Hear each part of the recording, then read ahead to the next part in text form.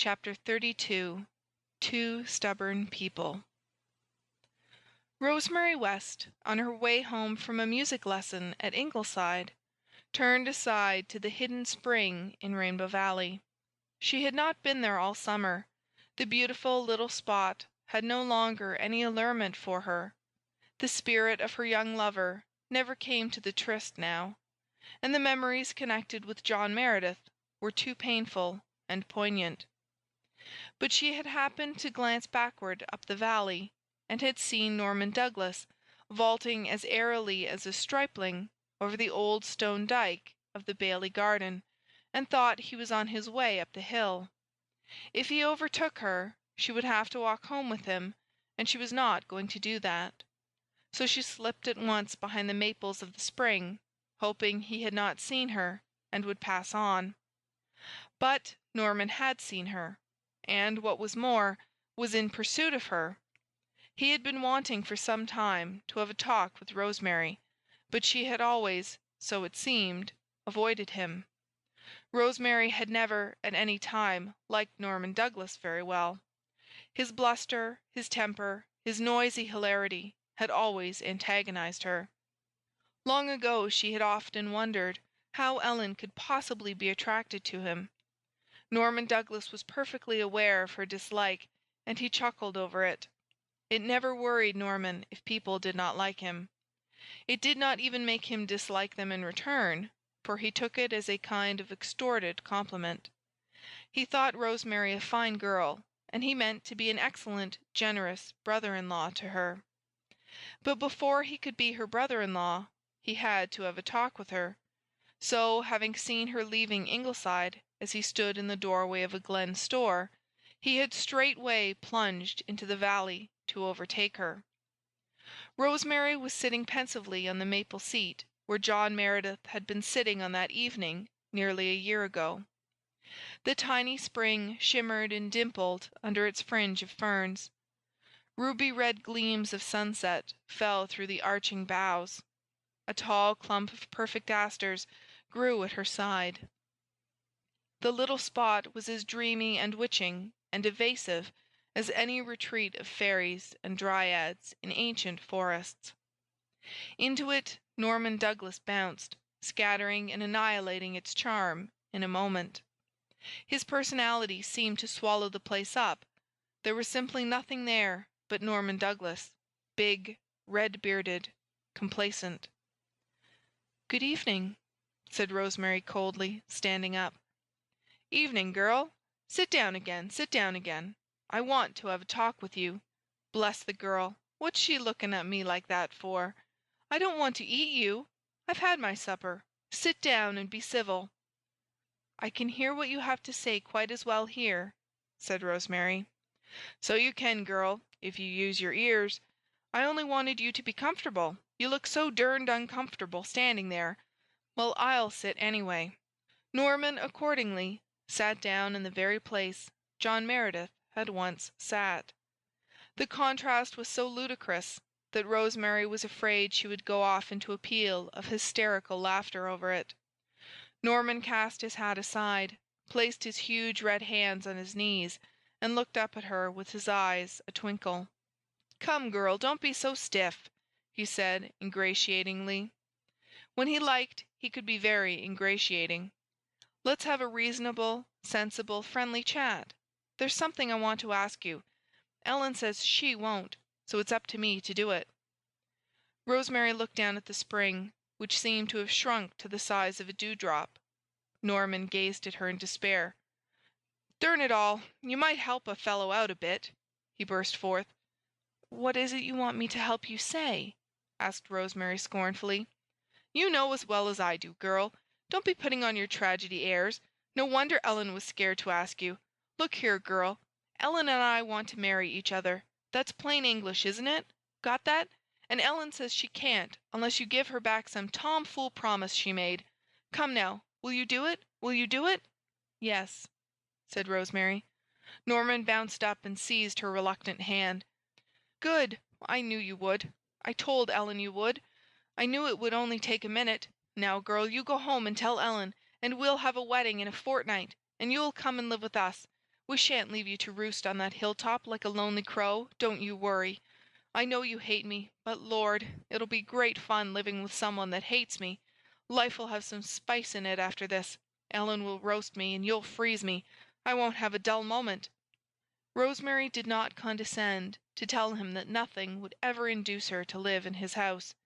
She let him go striding back to the glen, oozing delight and complacency, and she walked slowly up the hill home. She had known this was coming ever since she had returned from Kingsport and found Norman Douglas established as a frequent evening caller. His name was never mentioned between her and Ellen, but the very avoidance of it was significant. It was not in Rosemary's nature to feel bitter, or she would have felt very bitter.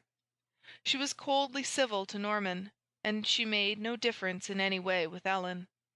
But Ellen had not found much comfort in her second courtship. She was in the garden, attended by St. George, when Rosemary came home. The two sisters met in the dahlia walk. St. George sat down on the gravel walk between them, and folded his glossy black tail gracefully around his white paws, with all the indifference of a well-fed, well-bred, well-groomed cat. "Did you ever see such dahlias?" demanded Ellen proudly. "They are just the finest we've ever had." Rosemary had never cared for dahlias. Their presence in the garden was her concession to Ellen's taste. She noticed one huge mottled one of crimson and yellow that lorded it over all the others. "That dahlia," she said, pointing to it, "is exactly like Norman Douglas. It might easily be his twin brother." Ellen's dark-browed face flushed. She admired the dahlia in question, but she knew Rosemary did not, and that no compliment was intended. But she dared not resent Rosemary's speech. Poor Ellen dared not resent anything just then. And it was the first time Rosemary had ever mentioned Norman's name to her. She felt that this portended something. "I met Norman Douglas in the valley," said Rosemary, looking straight at her sister, "and he told me you and he wanted to be married, if I would give you permission." "Yes? What did you say?" asked Ellen, trying to speak naturally and offhandedly, and failing completely. She could not meet Rosemary's eyes. She looked down at St. George's sleek back, and felt horribly afraid. Rosemary had either said she would or she wouldn't. If she would, Ellen would feel so ashamed and remorseful that she would be a very uncomfortable bride-elect, and if she wouldn't, well, Ellen had once learned to live without Norman Douglas, but she had forgotten the lesson, and felt that she could never learn it again. "I said that as far as I was concerned, you were at full liberty to marry each other as soon as you liked," said Rosemary. "Thank you," said Ellen, still looking at St. George. Rosemary's face softened. "I hope you'll be happy, Ellen," she said gently. "Oh, Rosemary!" Ellen looked up in distress. "I'm so ashamed.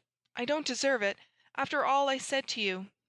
"We won't speak about that," said Rosemary, hurriedly and decidedly. But," persisted Ellen, "you are free now, too, and it's not too late.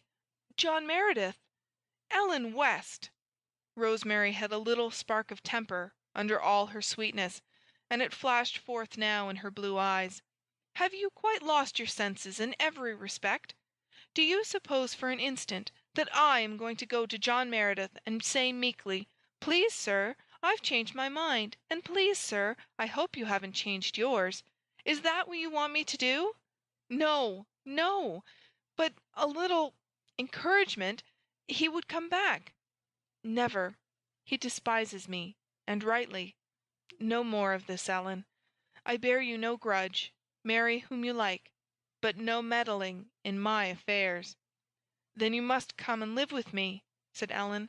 "I shall not leave you here alone." "Do you really think that I would go and live in Norman Douglas's house?" "Why not?" cried Ellen, half angrily, despite her humiliation. Rosemary began to laugh. "Ellen, I thought you had a sense of humor. Can you see me doing it?" "I don't see why you wouldn't. His house is big enough. You'd have your share of it to yourself. He wouldn't interfere." "Ellen, the thing is not to be thought of. Don't bring this up again." "Then," said Ellen coldly and determinedly, I shall not marry him. I shall not leave you here alone. That is all there is to be said about it." "Nonsense, Ellen." "It is not nonsense. It is my firm decision. It would be absurd for you to think of living here by yourself, a mile from any other house. If you won't come with me, I'll stay with you. Now we won't argue the matter, so don't try." "I shall leave Norman to do the arguing," said Rosemary. "I'll deal with Norman. I can manage him. I would never have asked you to give me back my promise. Never.